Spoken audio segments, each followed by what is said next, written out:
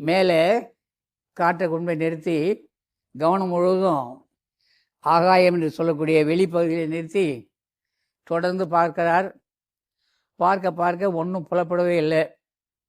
அதான் எழுதுவார், 8000 யோகம் இருக்கணும்.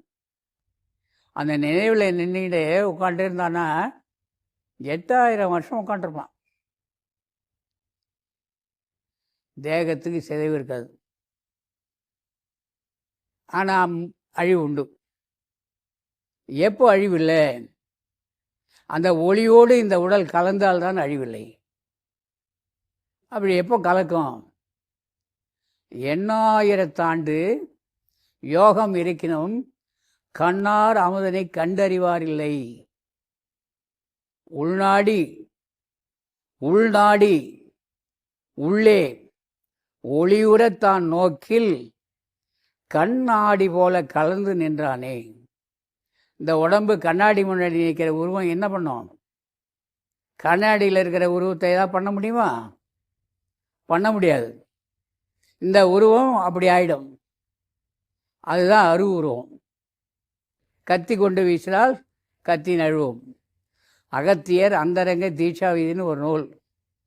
எதையாவது வாங்கி படிங்களேன். எதையும் படிக்க மாட்டீங்க. படிக்க நேரம் இல்லைல்ல? படிக்க நேரம் இல்லை. படிக்கணும், எல்லாவற்றையும் படிக்கணும். அகத்தியர் அந்தரங்க தீட்சா விதி. அவரை அழகாக சொல்கிறார். தீட்சைன்னா தொடருது, தீட்சா விதி உள்ளே போய் தொடுவதற்குரிய விதிமுறைகளை அழகாக அகத்தியர் எழுதி வச்சுருக்கார். வள்ளலார் சொன்னதையும் நம்ம பார்க்கவே இல்லை. எங்கேயோ எப்போயோ எழுதின அகத்தியர் எழுதின பார்க்க முடியுமா? நமக்கு நேரம் இல்லை அப்படின்னு சொல்லுவோம். அவர் இந்த தேகத்துடைய தன்மையை, பெருமான் பெற்ற பேற்றினை எல்லாம் அகத்தியர் தன்னுடைய பாடல்களிலே குறிப்பாக குறித்து வைத்திருக்கிறார்.